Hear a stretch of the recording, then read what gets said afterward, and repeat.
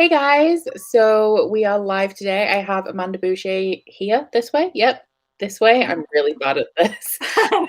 Who is the author of the Kingmaker Chronicles, which I actually have which way again? This way. The first two books here. And then we also have Harriet down below, who is the creator of Faro Feb and also the author of the Queen of Empire series. I'm just going to hand straight over to Harriet, who is going to introduce today's interview. Thank you. Yes, so I just wanted to join for the beginning of this interview just to say hello. Thank you so much, everyone who is joining from the Faro Feb community. If you haven't heard of Faro Feb yet, it is a month-long celebration of the fantasy romance genre. So we have a whole ton of stuff going on over at Faro Feb on Instagram, and you can check out our website, which is www.farofeb.com. So every day we've got author spotlights. We have a readathon going through the whole of the month. We have giveaways every week on a Monday. We have author interviews like this one with the awesome Amanda. And we have panel events. We've got so many things going on, and we really, really hope that you will join us for all of those things. And next week we've got a special feature, I guess you could say, which is a micro story, which is going to take place in a new installment of a story every day next week. And Amanda wrote one installment of this one. I wrote another one, and some awesome other Faro Feb authors have also taken part in that. So come and join the party and come and check out Faro Feb. All of the links are in my description box as well to all of the social media and everything for that, and also all of Amanda's books as well are down there if you would like to get your hands on any. And thank you so much, Becca, as well for hosting this. Really appreciate it. Very excited. Very excited. Cool. I will leave you guys to it now. Have an awesome interview. I'm gonna go and start listening on the other side. No problem. Thank you for joining us. Bye. Bye. Okay, so while people are just joining, I have a few little icebreakers for you. I don't know, would you like to introduce yourself first? Talk a little bit about your books, just so that people have that base knowledge. Yeah, sure. Thank you so much for inviting me to begin with. I'm really excited to be here. So my name is Amanda Boucher. I'm American, but I live in Paris, France. So I'm not too far from Becca, actually. I'm just very jealous. Hop across the channel.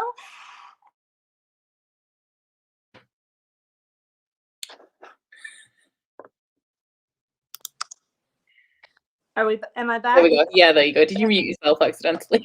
Oh, did I? You're back now. You've muted again.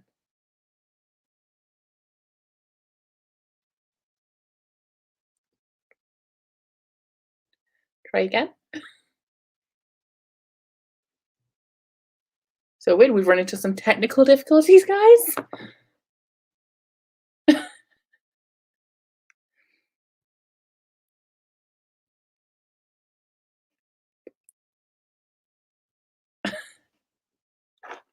Right.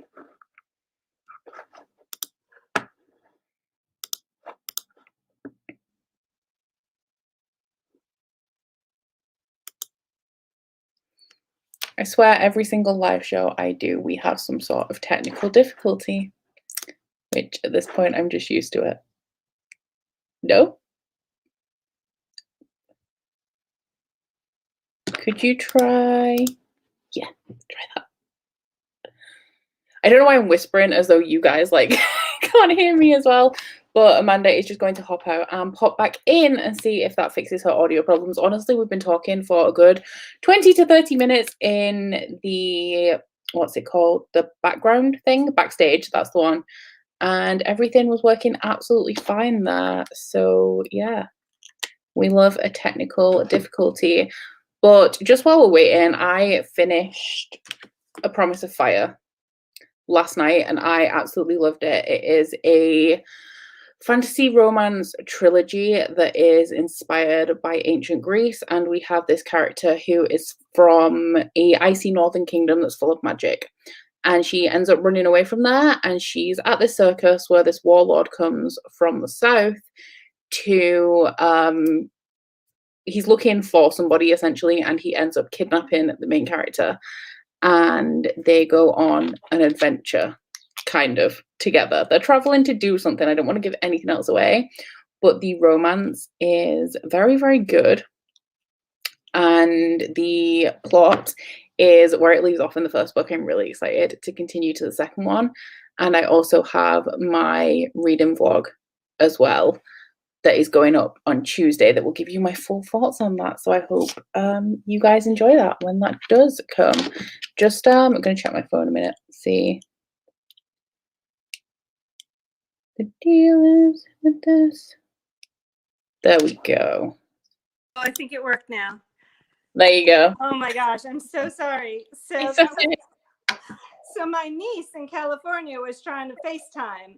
I think to talk to my kids who are with their father, so I could have this time without any interruptions or issues or anyone needing me. And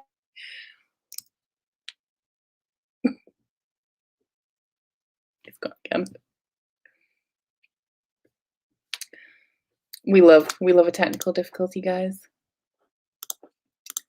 So if you have any questions for Amanda throughout this, then please feel free to put them into the chat, and we will get to them as we go. And also a little bit later, I have a few questions prepared as well.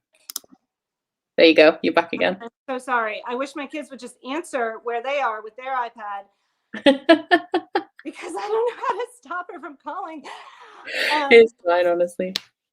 So sorry. Okay. So assuming they're now talking and won't call again, we're in France, they're in California. There's a 9-hour difference. Yeah. They only call like right at this time on the weekends, right? So where was I? Okay, my name is Amanda Boucher. I write fantasy romance novels and also space opera novels. They're romance also, sort of a futuristic fantasy type series, which is called Night Chaser. It's actually in the UK, I think it's called the Endeavor Trilogy, and in the US it's called Night Chaser. And my first series, which is the one Becca is reading right now, is called The Kingmaker Chronicles, and that is a fantasy romance that's set in an ancient feeling world based on Greek mythology. So there's Greek mythological elements sort of thrown into this fantasy world where I kind of do my own thing with them. So you won't find like exact myths as you think of them. It's not a retelling. It's more like integrating mythology, the Greek mythology you might have read about, into this totally new world, and how the gods and creatures and other things are interacting with the characters in the Kingmaker world. And that's sort of a swords and sorcery, magic, dragons, battles, epic quest. It is really good as well. I had a really good time reading that. Oh, good. Yeah, it's fun. It's entertaining. It's fast-paced. It's snarky banter. Didn't expect it to be funny. I laughed out loud several times. It was so funny. Oh, well, that makes me so happy. It is. There are kind of laugh out loud moments, and I remember laughing as I was writing it too. Just the level of sarcasm as well, and oh yeah, it's just, honestly, guys, you need to pick that. If you trust my reviews, I think you will really enjoy the Kingmaker Chronicles, because I had such a good time, and I immediately ordered the second book, and it arrived this morning. It took less than 12 hours, and I live in a really remote area, so I'm really surprised when I can actually get some fast delivery, but I'm really excited. So just a couple of icebreakers, just a couple of random questions. What is your favorite ice cream flavor? Mint chocolate chip. That's a good choice.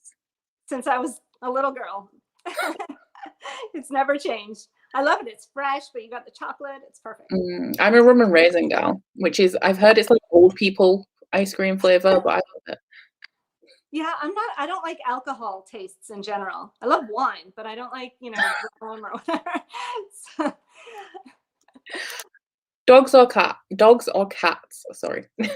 Cats. I have 2, and they're only 6 months old. So lovely kittens. Their names are Apollo and Artemis.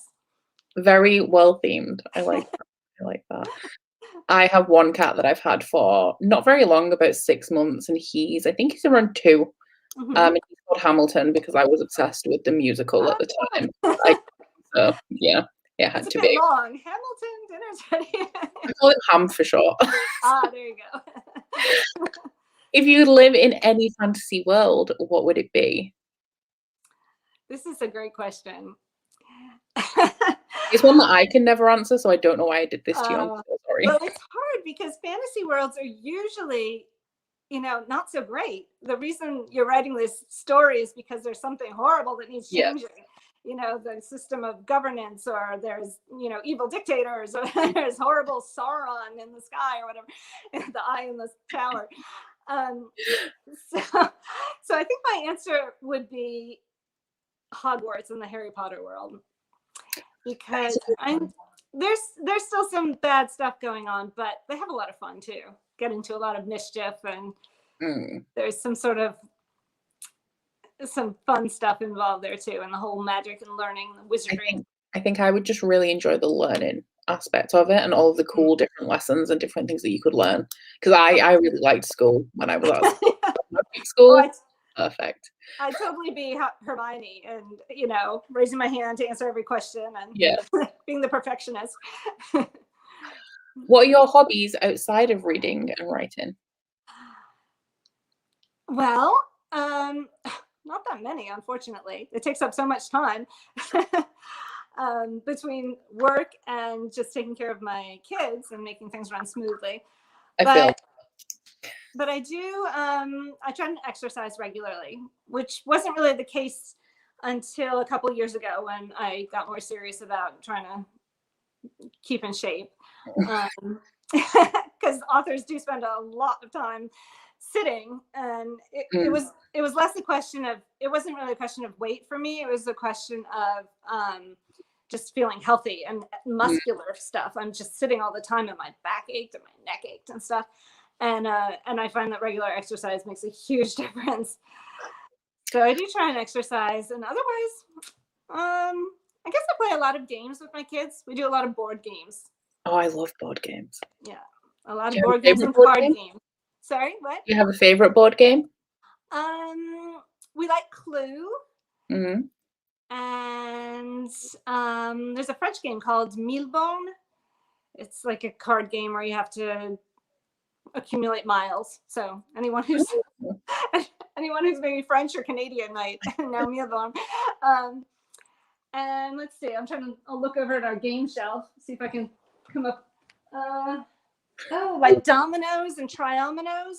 Oh yeah. Fun too.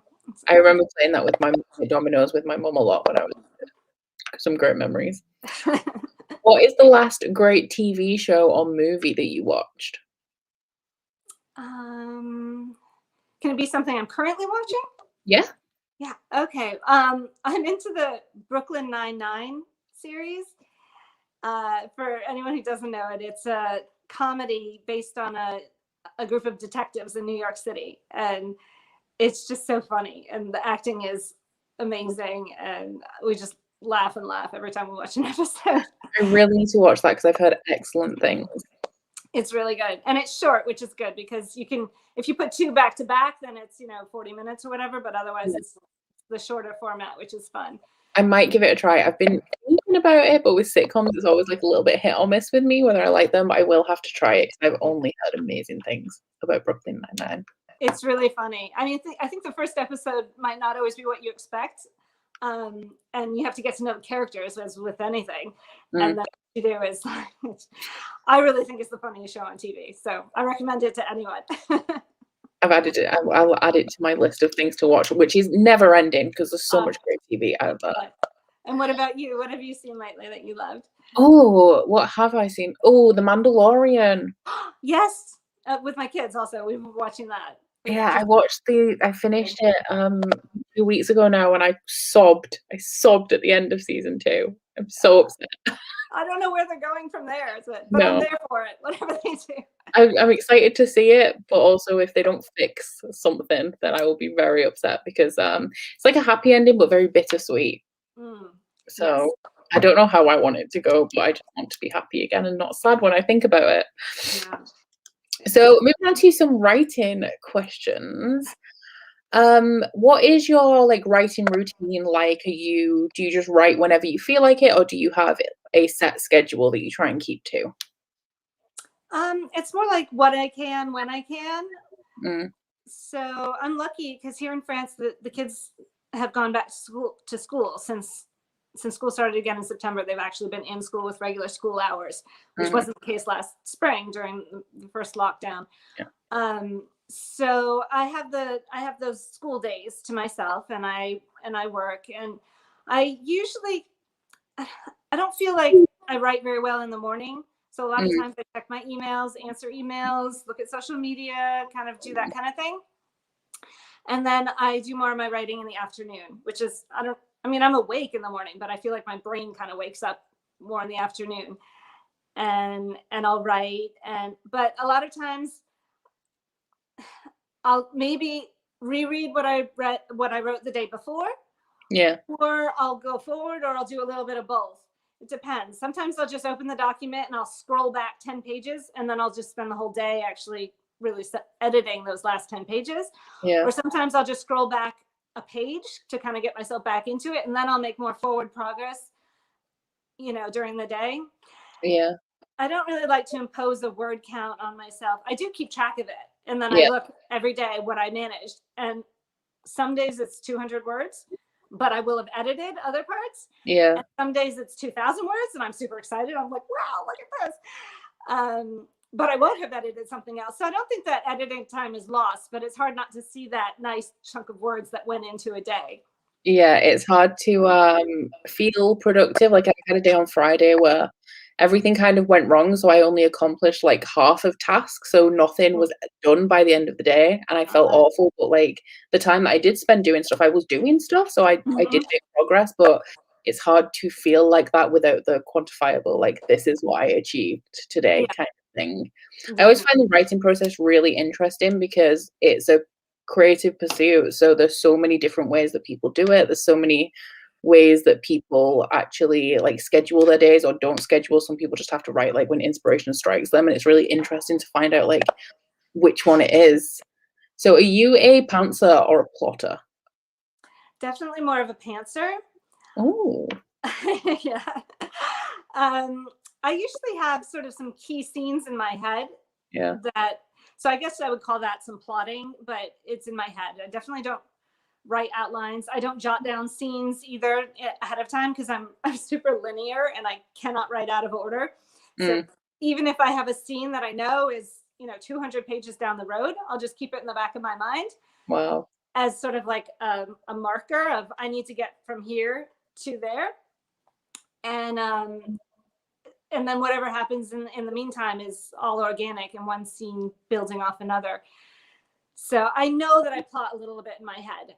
And I know this because I'll wake up at 2 a.m. and then start thinking about a scene, and then I'll still be awake at 4 a.m. and I'm still thinking about it. So I am doing some plotting, but I'm not writing it down. I'm not outlining ever because it just changes. And even those things I think about, they evolve. I like that. I like that it kind of like just all comes together in the end and you just have like these markers. Because I know I've written in the past and I struggle because I have the key scenes, but I can't do the bit in between. Like I can't get from the key scenes. So I can't write in a linear way as well. Like I'll just write the big scenes and then try and bridge them together in the middle. It never works for me. What is the... Sorry. Go ahead. No, I was going to say, I can't do that. I can't write out of order. I think I have some sort of maybe OCD in me or something that prevents me from doing that. Yeah. We have a question from the chat, which is, do you dream about what you're writing? I don't think so. I wish I did, because that would be awesome. It would be like these fully formed scenes just vivid in my mind, and then I could write it down. I know I'll think about the books at night and I'll stay awake thinking about it, but I'm definitely awake and I'm not even sort of in that in-between phase because I'll remember what I was thinking about. Yeah. So I don't think I would love to dream about my books and my characters. That would be super exciting and way more interesting than my usual mundane dreams. I've done it the opposite way around before, where most of my ideas come from dreams because I dream very vividly. So I will have like wild dreams and be like, I have to write this down. And then I'll write like scenes from the dream but then I just give up because I have another vivid dream and then start something else and it never Yeah. tells me anything. That's happened to me a couple of times where I was, wow, that was so cool, and I have to write this. But either I sort of forget Mm. what was really happening, and I'm just left with sort of these impressions, and it doesn't really mean anything to me anymore, or I just don't get to it because I'm working on other things, and then Yeah. it doesn't seem so important anymore. You know?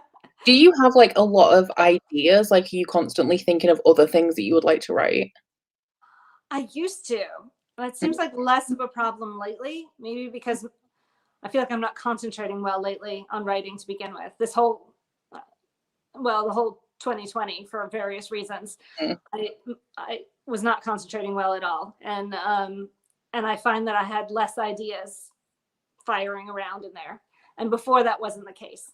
And I hope that as things sort of normalize in both the outside of my life and inside my life, that kind of creative firing will come back. So Yeah, it's it must be hard when you are doing something like writing because you're not getting that like outside stimulus from being outside all the time, and like random tidbits of conversation that you might have with somebody that you just pass by, like all of that is gone. So you're very like, you don't have the, I guess, daily inspiration from little moments like that through the pandemic, which I know it has been a struggle for everyone, especially like creatives trying to keep working through this time, and it's just not a great situation in general.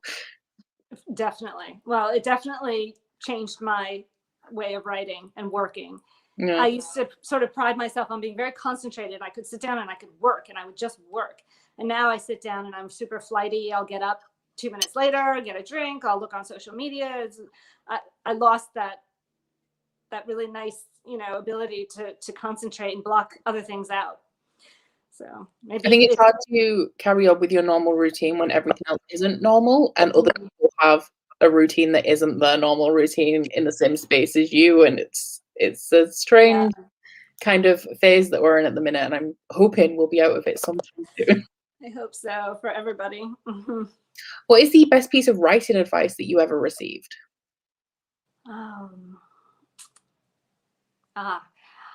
Write what you want to read.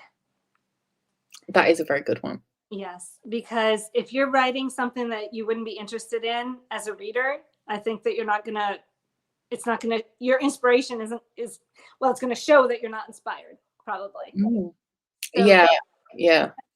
And also you probably know more about the story mechanics and the beats you need to hit if it's similar to things that you love to read, because you've read them and you've sort of integrated that into your own way of writing subconsciously. So I think write what you love to read, and a story will just come out and flow naturally. You'll know if you're doing something wrong, like the pacing or the character arcs or whatever, because you'll have read stories that'll tell you that, really. Yeah, I like that. I like it a lot. It's so simple. Like, it seems like such a simple thing, but I think it's something you can easily forget when you are trying to write, instead of like trying to, I don't know, maybe achieve something unobtainable. Just write what it is that you actually enjoy, and it'll be a much more organic story as well, I imagine. I think so. And also, you don't just write a book and then just like send it off into the world. You write it and you reread it and you rewrite it and you rewrite it and you rewrite it. So if it's not something you'd like to read to begin with, by the time you've read it 10 times, I already kind of, by the time I've read a book 10 times, I'm like, I'm so done with this. Yeah. So it has to be something that you're into and excited about and enjoy on that level also. So talking about, we'll start with, I guess, the Kingmaker Chronicles. What was your inspiration for that, aside from, because I know you've got Ancient Greece, which is like, I love that because it's not necessarily expected when I picked it up. I love it. But like the story, what was your inspiration there?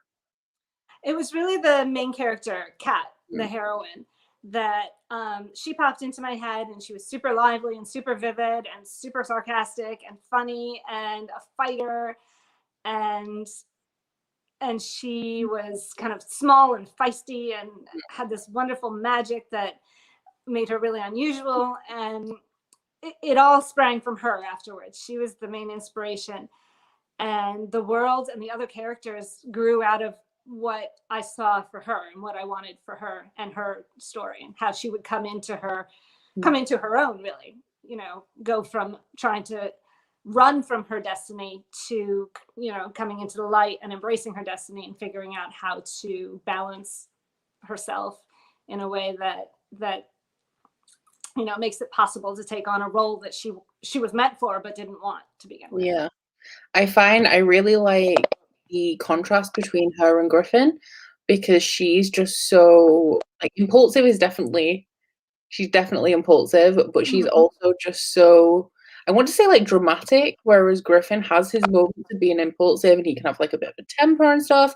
Generally, he's quite stoic in comparison, and just the contrast of both of them, especially throughout like the first 150 pages of the first book, where they don't really know each other. I just loved that dynamic so much.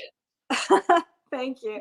Yeah, it made for some really fun writing too. It's like she's just such a spaz, and he's much more the calming influence.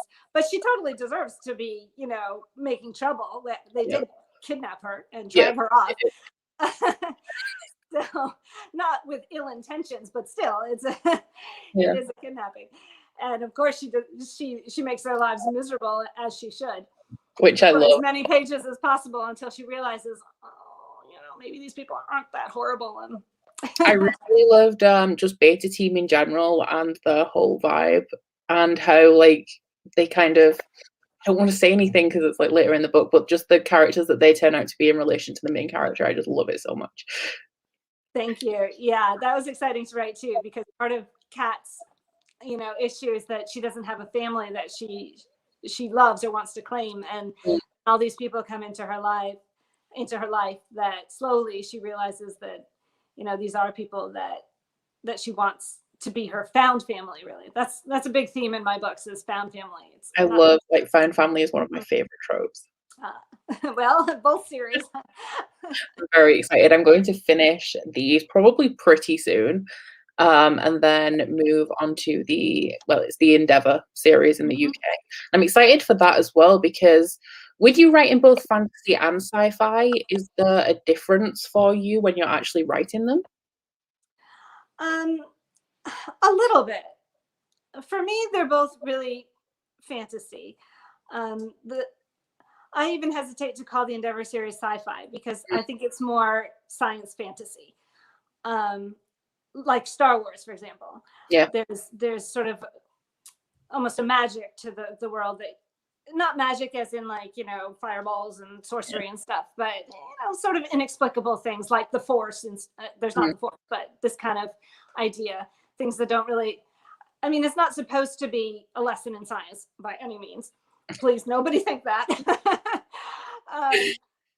It's just that it's in the future, and there's, faster than light travel, space travel between, planets, and there's some future technology, but it's not techie.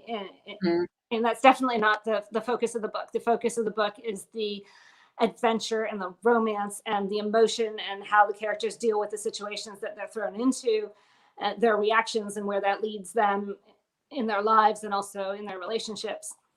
So when you bring it down to the basics like that, it's very similar to the Kingmaker Chronicles.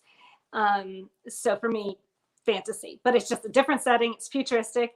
Yeah. And in terms of your question, yes, I think it's easier to write the fantasy, the futuristic one, because I wasn't as hampered by language. Because of the Kingmaker Chronicles, it's a bit anachronistic in that I use sort of a modern sounding tone in an ancient type setting. Yeah. But that was just a choice, and I'm consistent with that throughout. But at the same time, I didn't use our typical swear words. I had to make up my own that went with their world and the Greek mythology aspect. I like the one you chose. Thank you. And in the Endeavour series, I didn't worry about that. So, and the language, it was just more like our typical everyday language that we're using in conversation now, with a few swears thrown in when things get rough and scary. So, in that sense, it was easier, but otherwise, I think it's really similar. Yeah. It's I all have of a its question characters. from the chat, which is, do you find that you think of the plot or the characters first when you're writing a new book? Definitely the characters. Do you have them in mind? Like, do you know what type of character they're going to be? Like, when you thought of Kat, did you know that she was going to be in this ancient Greek setting specifically, and that she was going to be at the circus? Did you have all of that, or just her No. her character and traits, I guess? I just had Kat and the circus scene. Mm. And the circus scene just evolved into this, like, there's a first few references to Greek mythology, like the underworld maybe, or Cerberus in that first scene. So then I just took it from there. But that came into play after I'd already written a couple pages, and I didn't even know that I was going there. I just had Kat at the circus wheel, and it was this atmosphere around her, and then all that just sort of flowed, and then I went with it. So it just sounds like magic, just how things come together, because like I've read it as a book, but to you obviously it was this whole thing that came together over time, and just the way that happens is just like fascinating to me. Well, that's part of why I do a lot of sort of circular writing. I write 20 pages and then go back and edit that, because afterwards, when I know where I am at the end of those 20 pages, if I reread, I can add little things that now I know where my story is going better. And so it ties it in, it drops little clues or things that make more sense as I go. And I think it sort of slows me down, because I never write, from point A to Z, and the book is, a draft like that. Because I'll always be going back and building. And if I've written 10 pages, it will invariably turn into 12, because I'll have added things. Now that I know what happened at the end of these 10 pages, I add little things that lead us there in a better way. I might start making notes so that I can actually maybe try and write something in its entirety. Well, that's my method. I don't. It will probably work for some people and not for others, but that's what works for me, because I don't know where I'm going. I just start writing, and then I'm like, oh, look at that, and then I have to go back 10 pages and be like, that's there now because I did that later. Do you know where you're going to end? Like, do you know what the ending point of each book is going to be? Yes. That's really the only thing I have. I usually have a beginning and an end, and maybe something in the middle that needs to happen. I like it. Yeah. Another question, do you have a favorite character from the Kingmaker trilogy? Well, yes, it would have to be Kat. I love all of them, but she's so funny. She's so flawed. She's definitely, I mean, she's far from perfect, but that's what makes her, I think, interesting and relatable, because I think we've all had those moments where you can't get out of your own head, and you're, thinking in circles, and you can't kind of move past something, or you're full of self-doubt, or you're, all sorts of things. That this character is full of flaws, but I think they're flaws that we're all full of, really, and so it makes her fun to read, and it's nice to go on a journey with her where she overcomes a lot of these. She remains flawed, as anyone does, but I really like characters that are very flawed. Identify. Kat is one of these characters. You identify with the flaws and you love them anyway, despite how flawed they are, kind of thing. And Kat is definitely one of those characters to me. Like, something she'll do something that'll make me roll my eyes, or I'll be like, why are you doing this? But I still like her at the end of the day, because there's like a connection there. Maybe because you identify with the flaws, you build that connection. I think so. I agree with what you said, and I can totally understand when readers are like, oh my God, Kat, really?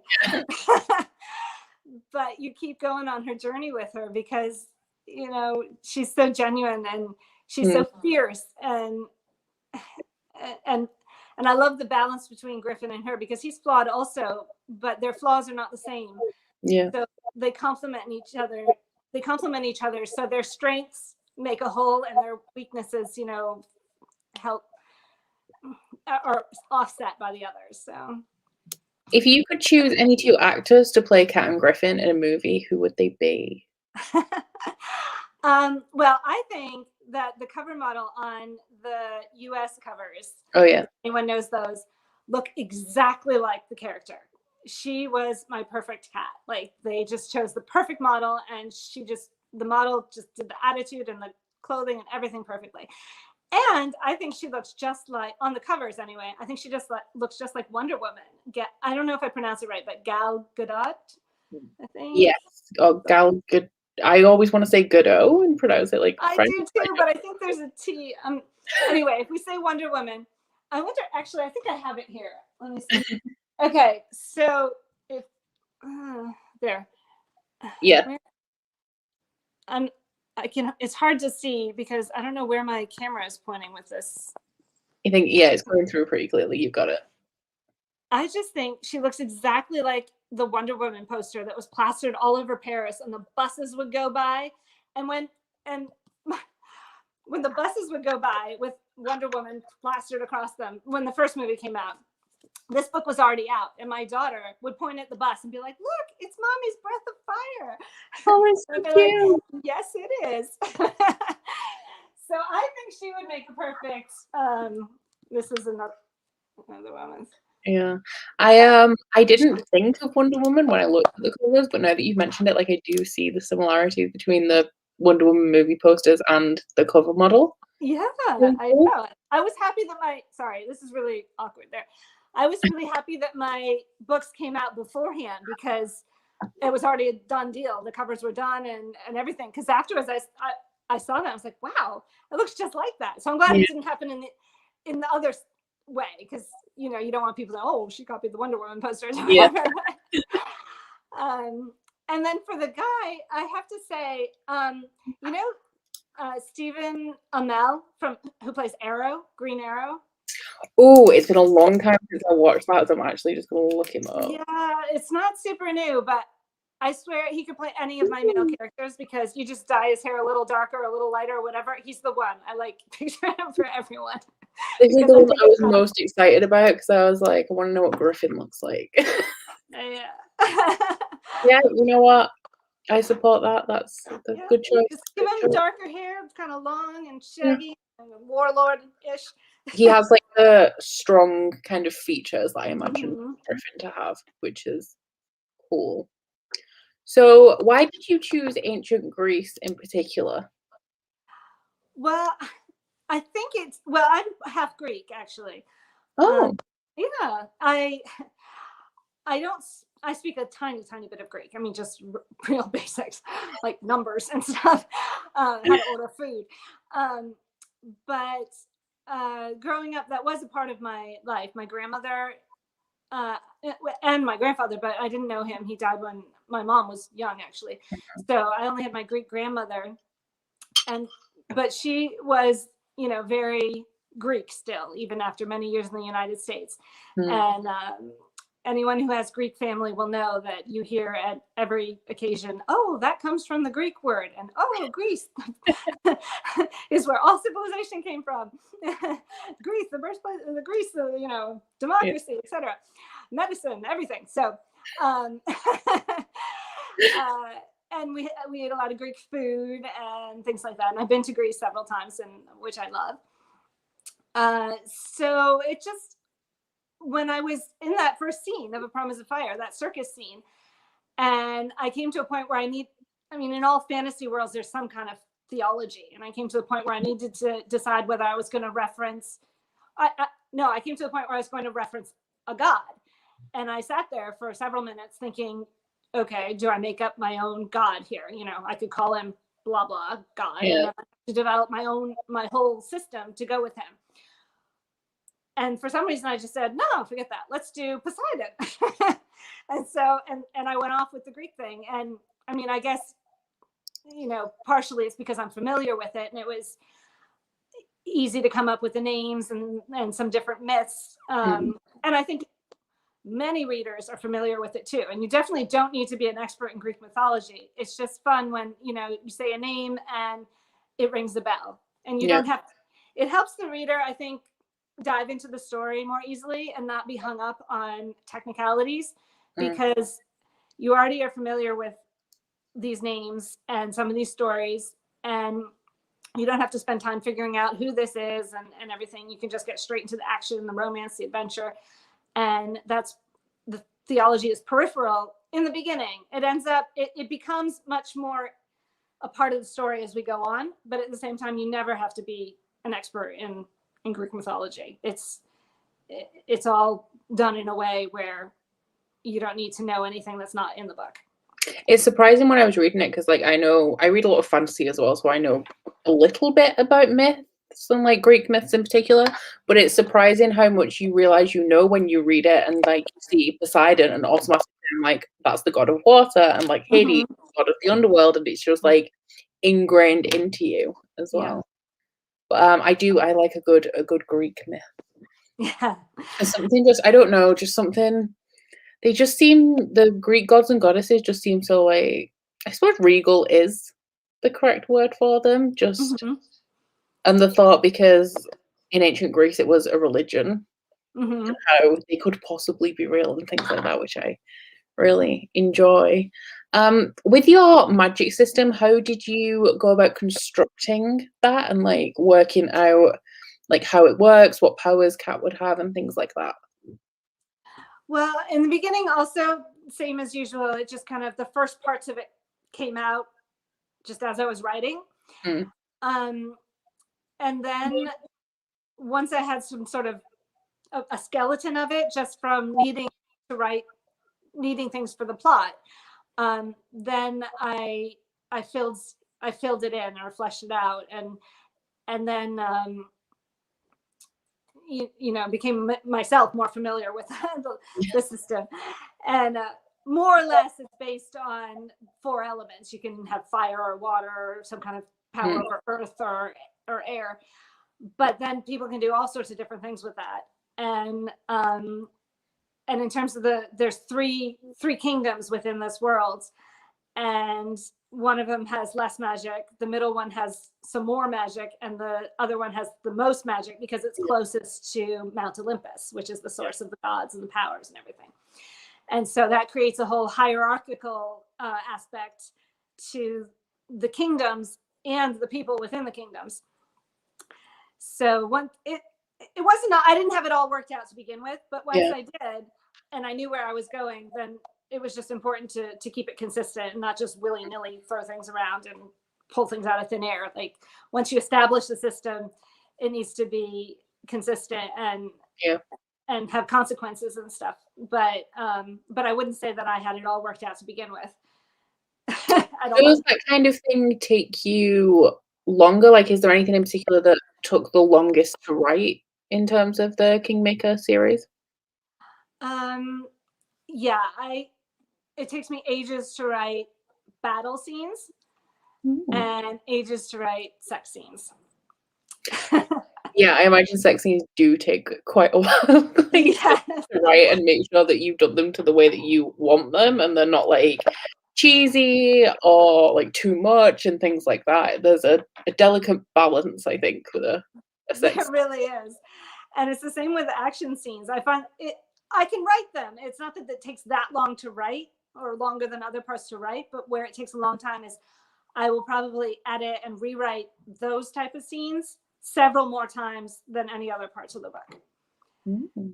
So it's the overall writing time of those scenes that takes way longer, because I'm never satisfied with them until maybe the very end when the publisher is like, we need this book right now.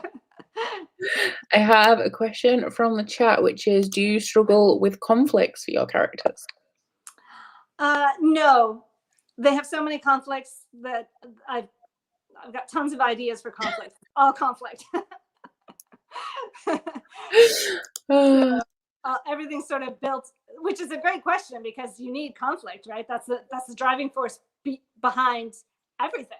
The plot and the evolution of the relationships, both romantic and otherwise. So, I mean, but yeah, I almost never have trouble with conflict. I have more trouble resolving the conflict. If you could write a retelling of any like myth, folklore, legend, what would you choose and why? Oh, I've been dying to write a Peter Pan retelling. Mm. I've wanted to do that for ages, actually. I'm not exactly sure what I would do with it. Yeah. I know that Peter wouldn't be the hero, though. It would be Hook. I like And I think that it could be really fun, but I don't know that I'd ever have time to do it. There's an idea in the back of my head since I read a long, long time ago, actually, a Peter Pan retelling, and I loved how it flipped the whole story on its head. But it was very YA. I would, of course, do something a little more adult. I'm excited. I'm waiting for that now. Well, maybe someday. Ashley's calling me out in the chat because there's this thing that has been happening a lot on BookTube recently called reading sprints, where you just sit and read and other people watch and read with you. And I was getting to the smutty parts of a promise. Promise of Fire last night while I was live, so I kept having to turn my camera off because I get like a really big grin and like start turning red. I get And I red kept at the end of the book, my camera was just on and off like every 15 minutes. because I knew what kind of scene you were reading, right? Yeah. Yeah. Oh dear. Well, are you book 2, you'll see. Book 2 is like pretty. You'll have to turn your camera off for much of book 2. I'm excited. I'm very excited. And I have a big TBR. There's a lot of things I need to read this month, but because that book arrived so quickly, I keep looking at it like, should I just start it now? Because it was so fast paced and immersive as well. So it's one that I think I could just read like the whole trilogy just at once. You can finish it in a few days. Yeah. It's and each book picks up directly after the other one. Like only a few hours have passed between book 1 and book 2. Oh, that makes me want to read it more. So it's like it. No, actually, this is funny because the book was getting too long, and I had to choose a place to stop. Mm. And so it's really like one big book. I just had to cut it somewhere and then move into book 2. And book 3, I think it's a question of days too. Mm-hmm. Is there like a target length that you have? Because I noticed I think all of the books in this series are just over 400 pages, like 400 to 450. Yeah, they're long. Well, yeah, that was about the target. I wanted to keep it around 400, and that's pretty much what happened. I think the third book is a tiny bit shorter. Yeah. But it's still a hefty book. It's still like 100,000 words, I think. Yeah. Contractually, my books need to be 80,000, so that's already way over. And same with the Endeavor books. The first one is like 110,000 words, and the second one is, I think, is even more. It's, I think, my longest book yet, maybe 115,000 words. So I'm excited. Yeah, so I write big books. I write long, and I've been intending to write a little shorter and get books out faster. Yeah. But that hasn't worked for me so far. I feel like the stories just get too big, and to do that, like, which is good because you have a lot of story, a lot of stuff happening. The readers are happy because they get, whether you pay the same price for a book, whether it's 300 pages or 450. So 450 is even better. And like you said, I hopefully succeed in writing fast paced and immersive. So 400 pages flies by, really. I find that I need a book to be at least like a minimum of 380 pages for me to be like emotionally invested in it. Like I need that time, and I need like a lot of A Promise with Fire, like the first 100 or so pages, more than that is traveling. And I know some people don't like that, but I find that really important in establishing like a connection with the characters. So that by the time it gets to the faster paced stuff and more of the action, I'm already in the story and I care more about what happens to the characters. So honestly, the longer the books are, the better. Just like keep making them longer and longer. Well, good. The only problem with that is that it takes me a long time to publish a new book every time. And it's traditionally published. So, there's my writing, which is slow, and then there's the whole process behind it, which is slow too. So it's coming, readers. More is coming. That actually leads into this question perfectly, actually, because I was going to ask this anyway. What are your plans for the future? What are you working on anything at the minute that you can hint at, maybe? Yeah, definitely. So the Kingmaker Chronicles that you're reading right now, the original trilogy, 3 books, where Kat is the narrator, and the main characters are Kat and Griffin. And what I'm writing right now is the first spin-off in the Kingmaker world. I love spin-offs. I love universes. So, as you've already noticed, there's Beta Team, who's very important to the books, and they're characters that I think readers have come to really love and care about. And so I'm working on my first Beta Team spinoff. I'm so happy. You won't, I mean, the idea behind it is that you won't necessarily have had to read the original trilogy to understand what's happening and love these characters. So I'm trying to balance it between potential new readers and readers who are familiar with the world and the characters already. But because the Heart on Fire, book 3, came out in 2018. So readers have been waiting a really long time to know what happens. And like with the other, I had intended to pick up basically where it left off and right away. That didn't happen. It was a publisher decision to ask me to do something different first. And so I came up with the Night Chaser Endeavor series idea, which I absolutely adore also. But it put the Beta Team books on hold until now. And and I'm so excited to finally get to tell those stories, because I know there's a lot of people waiting for them. And the original trilogy does wrap up Kat and Griffin's part of the story, but there are definitely some loose threads. You'll see at the end of Heart on Fire, there are loose threads, and I never intended to leave them hanging for 4 years. So I do apologize to any readers out there listening to this who know that, but it's coming. There is that, I'll finish out the Endeavor trilogy with the 3rd book in that series. Wow. And then back to Beta Team indefinitely. Another question from the chat is, which one did you enjoy writing more? Like, which one was more fun? I think Breath of Fire. In terms of the Kingmaker books? Kingmaker or Endeavor. like series. More fun to write. Oof. No, they're both fun to write. I think that the Kingmaker Chronicles has more laugh out loud humor. Yeah. So that's fun for me also to write. And you know, I had Kat in my head for like 6 years, and she was just her voice in my head, and it was fun and funny. There's a lot of serious stuff that happens too, a lot of emotion involved and growth, but there's a lot of fun there. The Endeavor series is maybe a little less laugh out loud humorous, but there's still humor to it. Fun to write? Gosh, I don't. Like asking you to choose between your children. I know. They're both fun to write, and they were different to write, but also the same in a lot of ways. So I don't know. No, I can't answer that question. I tried, but it was a big mess. Moving on to just some like reading stuff. Like, what's your favorite book of all time? Oh goodness. What's your favorite book of all time?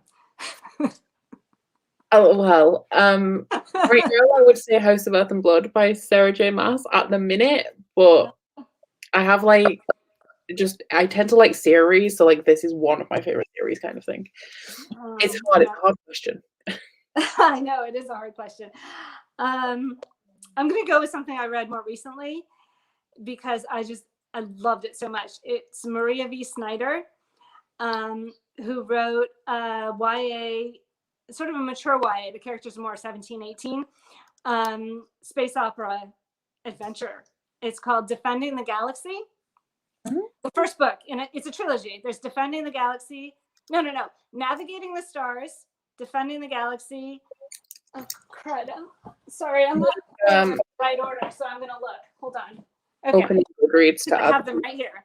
There's Navigating the Stars, Chasing the Shadows. That's right. That's book 2, and Defending the Galaxy. I didn't know these books existed. I know that she wrote the Poison Study series, Yeah. the Chronicles of Ixia, is that what they're called? Yeah. I didn't know that these existed at all, so now I'm interested. Well, they are pretty new. The last one just came out, I think, in November. So now you've got the complete trilogy. These are the Australian covers, which I have because I have a cover quote on it. And I was so excited about this that I begged for the Australian versions, which Maria and her publisher were very happy to send me. So, and I'm so grateful to them. But I had read them and I loved them so much that I contacted Maria and I was like, I love these books. They're amazing. So then I ended up getting an early copy of book 3 and they put my quote on the cover, which I'm thrilled about because Maria is one of my favorite authors of all time. So it's like this milestone to see my name on her book. And so these, you enjoy the snark and the banter and the humor in the Kingmaker Chronicles. Mm-hmm. So that is what I really loved about these books too. There's a ton of snark, banter, really funny, laugh out loud stuff, but all that's in this situation where there's a lot of danger and angst and high stakes action and things going on and old, honestly. So, well, they're absolutely my favorite books of recent times. And like I said, they're YA, but the adult appeal is definitely there. Yeah. So I highly recommend them. And we'll probably reread them several times. Do you have any fantasy romance recommendations? Yes. Well, Maria V. Snyder, I would say these fall into fantasy romance as well. Yeah. And then the Poison Study series, which is actually, that was kind of my push to write the Kingmaker Chronicles. Mm-hmm. After I read the Poison Study series, I'd been dabbling in writing, but I'd been doing sort of more paranormal things, which, I never tried to get published or anything, but I'd been writing already. And then I read the Poison Study series and I was like, oh, maybe I'll try Fantasy World. And then I started thinking about that and then eventually came up with the Kingmaker Chronicles and that worked out. So I love Poison Study series. There are 6 books in all, which I didn't know for many years. I had only read the original 3. Yeah, I think I have the first 3. I don't have the second half. Yeah. And Grace Draven writes some wonderful fantasy romance. Jennifer Estep has a really cool series, which is, it starts with Kill the Queen. It's A Crown of Shards is the series. And that's definitely less romance. There is romance involved, but it's less, the romance element is a little less important than the plot element. But I'd still call it fantasy romance. Jeffy Kennedy just started a new series, so that's cool. And her book, actually, I'll plug for Jeffy. I think Jeffy's new book is on sale for 99 cents right now, the ebook, until tomorrow only, I believe. And it's called The Golden Griffin and the Bear King, I think. I bought it, but I haven't had a chance to read it. It literally came out a week ago. And for Farah Feb, she put it on sale as a special thing. So that's only 99 cents. Sorry, I didn't mean I don't get any pennies for that advertisement, I promise. And if you like something that feels like a fantasy romance, but is more like a paranormal, also, there's Maria Vale with her Legend of All Wolves series, which is really cool. It's a totally different take on wolf shifter novels. And it totally turns like the usual mythos on its head. And so that's Maria Vale. And the first book is called The Last Wolf. And along with this Defending the Galaxy, that's one of my favorite books of the recent years. So I'm so excited now. I think you'd like that. It's really different, really interesting. It's all about how the wolves are actually they're more wolf than human, as opposed to being humans who sometimes are wolves. And so there's this huge connection to nature, and you can just tell she knows a ton about how wolves see their wild world. And I swear, actually, we were talking about dreams earlier, and when I read her books, I start dreaming like I'm a wolf. That's how immersive it is. And that actually sounds like something that I would really like. Yeah. Okay. I've added all of those to my book. But we are just about to wrap up. So if there's anybody in the chat who has any last minute questions, then please put them in now before we finish it. So I've had a really great time with this. Me too. Thank you so much. You are so welcome. Thank you for joining me today. Is there anything that you have to plug, like anything new or like to promote or anything like that?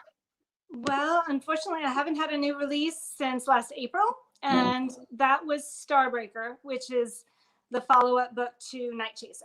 So that's a trilogy, and Night Chaser is out, Starbreaker is out, and Dawnmaker, the third book. Like I said, that's my next project after I finish this first Beta Team spinoff. So, I'm really excited about just the concept of a spin-off. I love when I love it, I just want more of it. So I want like more things in the same world, following like different characters, and just how everything fits together. I just get really excited about it. Well, cool and perfect, because hopefully you'll have something you'll like and eventually.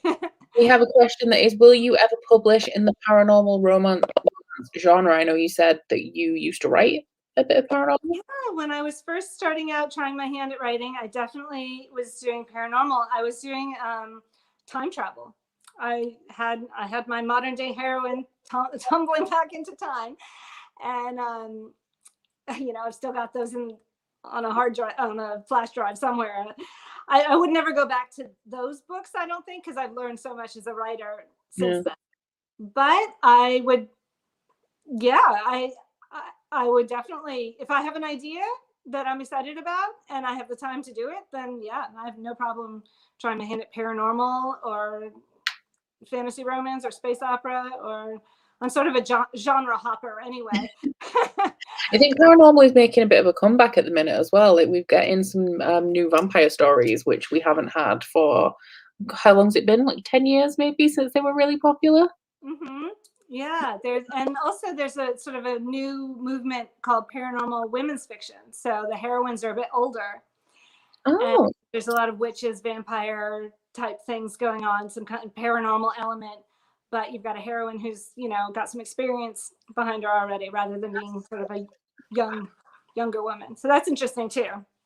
So I might have an idea in that sense, actually. I actually already do, but the question is, when will I get to it? Yeah, I imagine it's hard as well, because like writing a book takes such a long time. It does, and especially, like we said, if you write long books. Yeah. Oh, any advice for aspiring authors? Well, we talked about one thing, which was write what you love to read. I think that's important. Don't give up. Just keep writing.